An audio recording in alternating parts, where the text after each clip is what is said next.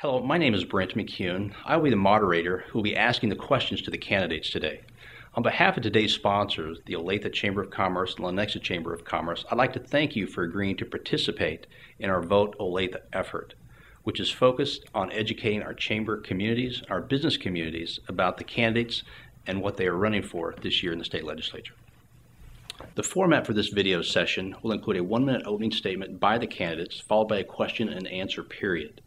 Candidates will be asked prepared questions on business-related topics, and candidates do not have any prior knowledge of specific questions. They will also be asked to limit their responses to 2 minutes, and the session will conclude with a 1-minute closing statement. Let me introduce to you Representative Lance Kinzer. He's seeking to win House District number 30. I now would like to ask our candidate for a 1-minute opening statement, and if you would, tell us a little bit more about yourself and what distinguishes you between you and your opponent. Sure.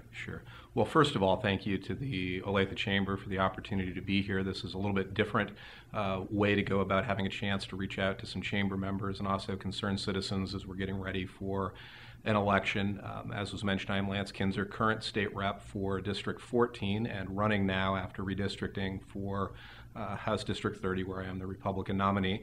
I've served in the legislature for 8 years. Grew up in Olathe. My wife, Michelle's a teacher at Olathe South High School. My kids, Pierce and Haley, are sophomore and freshman there, so we're very involved this time of year with football and other school-related activities, which is a lot of fun. It's been a real privilege to serve in the Kansas legislature over the last 8 years. I think we're at a extremely pivotal and exciting time in the political history of the state of Kansas, and I look forward to answering some questions about some of the important issues that we are facing as we move into January. So let's begin with our question and answer session. I'd first like to start off talking about budget situations in Kansas. For the past several years, the legislature has faced difficult budgeting choices, and for now our economic future remains uncertain. If Kansas were to face another significant revenue shortfall, how would you support balancing the budget? And if you could, be specific as you can. For example, if you support prioritizing services, what are your priorities and what would you cut? And if you're proposing to eliminate inefficiencies and waste in state government, how do you expect to find that savings? Well, first of all, under our current circumstances, I can't envision a need for us to raise taxes at this point. In fact, I was very pleased to support a dramatic change in our tax structure in the last legislative session and made the motion on the House floor to advance the governor's plan to reduce tax rates for all Kansans and also to eliminate taxes on small businesses, and that's really, I think, a crucial part of the economic development plan that we have going forward. And so I think raising taxes is something that really should be off the table, at least in the near term. Budget-wise, one thing I think to keep in mind is that our SGF this year that was approved in 2013 is approximately $800 million higher than the SGF budget in 2011. And so I think if we found ourselves in a circumstance where we were looking at cuts, one of the first things we want to do is just look at what did the budget structure look like just 2 fiscal years ago in 2011. Now, certainly in 2011, there were agencies that weren't completely satisfied with the money that they had, and I'm not saying we'd want to just have a blueprint, use that budget as a blueprint and say we're going to do exactly what we did before, but the core point would be even if we have very substantial shortfalls, we've accelerated SGF spending over the last 2 years in a fashion that would allow us to, I think, move to draw down, to move back without really having to be devastating with respect to the cuts that we'd impose. In terms of priorities, the priorities are pretty clear in terms of the percentages that we spend on various line items in the budget right now. We spend more than half of SGF on K-12, and the fastest growing area of the budget is Medicaid. Medicaid is an area where I think we can find savings by aggressively and quickly implementing the reform proposals that the governor's been advocating, and that's, I think, the best near-term possibility for finding efficiency. Question number 2 deals with education in Kansas, and as you know, quality public education has been a cornerstone in Johnson County and our economic prosperity. What are your views on the current state of K-12 education funding in Kansas? And how should the legislature proceed on this issue? And would you support vouchers in Kansas? First of all, I am in favor of vouchers and always have been. I've proposed, particularly in the area of special education, that we look at a voucher program similar to one that's been quite effective in Florida. And so I think that can be part of any school reform proposal and should definitely be discussed. A lot of states have done it with success. And ultimately, the core interest in the state of Kansas with respect to education is expanding educational opportunity for all students, not protecting a particular system. And so with that in mind, I do support school choice. That having been said, when we look at school funding for public schools overall in Kansas, both my kids are public school students, as I referenced before, my wife and brother are both public school teachers.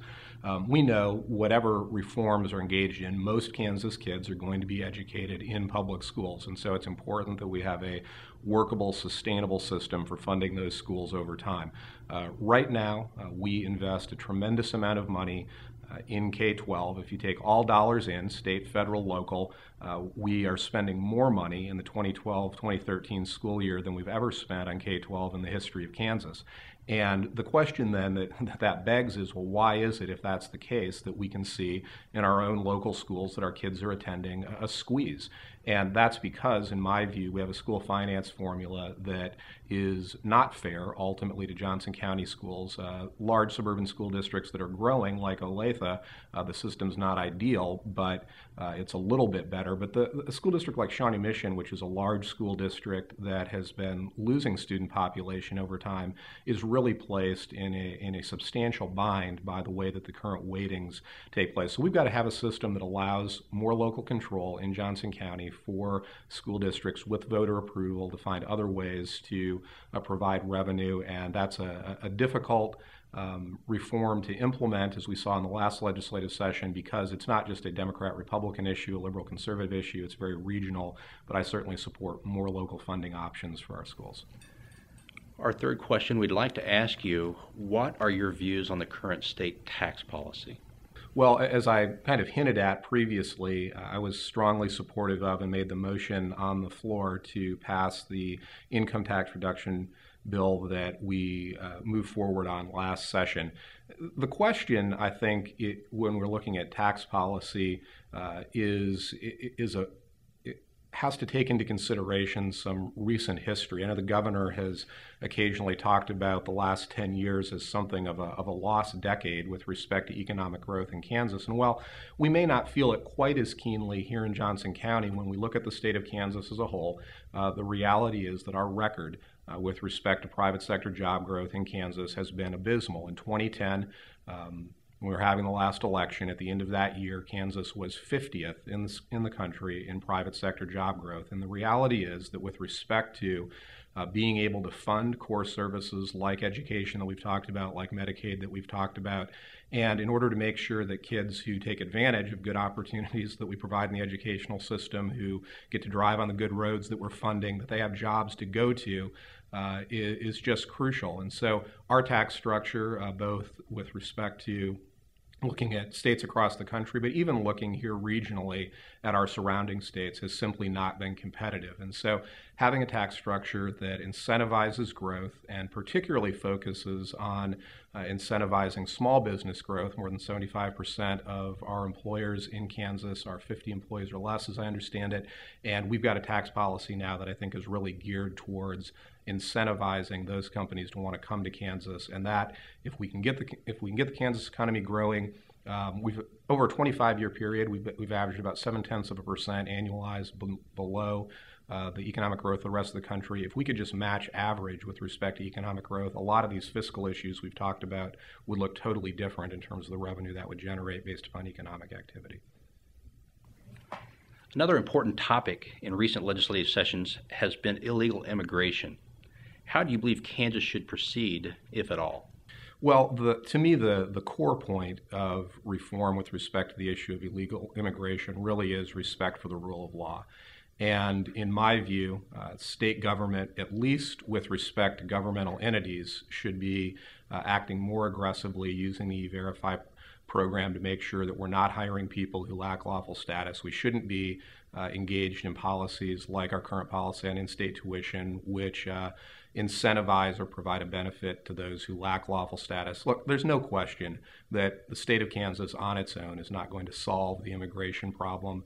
It's a much broader issue. It is a national issue. But as the Supreme Court has shown in its rulings, the parameters of what states can do are becoming much clearer based upon some of those rulings. And in my view, it would be ironic in the extreme. One of the reasons that people who are coming here lack economic opportunities because they come from societies that don't have respect for the rule of law, don't have the economic benefits and social benefits that flow from that. And I just think it's very important that we have a structure here where Kansans can know that our employers, and particularly our governmental employers, when they're hiring themselves or when they're contracting, are following existing law, and that we don't have programs in place that are incentivizing activity that's not lawful. So that's, I think, the focus that we should have.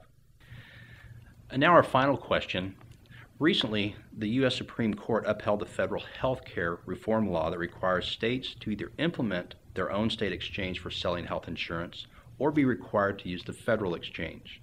Do you support the passage of a state exchange in Kansas? Well, I don't at this point. If I believed that given the rules and regulations that are going to set the parameters for what a state exchange can look like, that we would be able to have an exchange that would be substantially better for the citizens of Kansas than what we'll get in the event that a federal exchange is imposed, and I might view the issue a little bit differently. But the degree of flexibility that we would have, I just don't see being significant enough to justify the investment. In all candor, I think that a lot of states have begun to look at that issue and arrive at the same conclusion, that there's a investment necessary in moving forward with those exchanges which simply aren't justified by the very limited flexibility that we would have. So I'm still hopeful that after the upcoming election at the federal level, there will be either a repeal or very substantial changes to Obamacare, and I certainly would not be inclined to take any action on a state exchange until we have a very clear picture of what that's going to look like. That concludes our question and answer session. I'd now like to ask the candidate, if they would, to take 1 minute as a closing statement. Okay, great. Well, first of all, I just want to thank the Chamber for the opportunity to be here today. I want to just say that I'm very grateful and appreciative of the opportunity that I've had to serve in the legislature over the last 8 years. I do believe that there's an opportunity now over the next 2 to 4 years, based upon some of the choices that Kansans have made in recent elections, for us to really set the state of Kansas on a new path that will allow us to move beyond some of the entrenched debates that we've had over the last decade. I think there's a real opportunity for school finance reform that will be fairer to Johnson County and will allow us to not have the year after year debate on K-12 education that we've had in the past. I think there's an opportunity to continue to do more with respect to our tax structure in a fashion that's going to really make Kansas the best possible place to do business. But in order to do that, obviously, it's going to take a lot of hard work among legislators, certainly, but also among the citizens of the state of Kansas. And so I certainly value the input of anyone who has any questions or concerns about the issues we've discussed here today or any other issues, and certainly would appreciate your vote in November.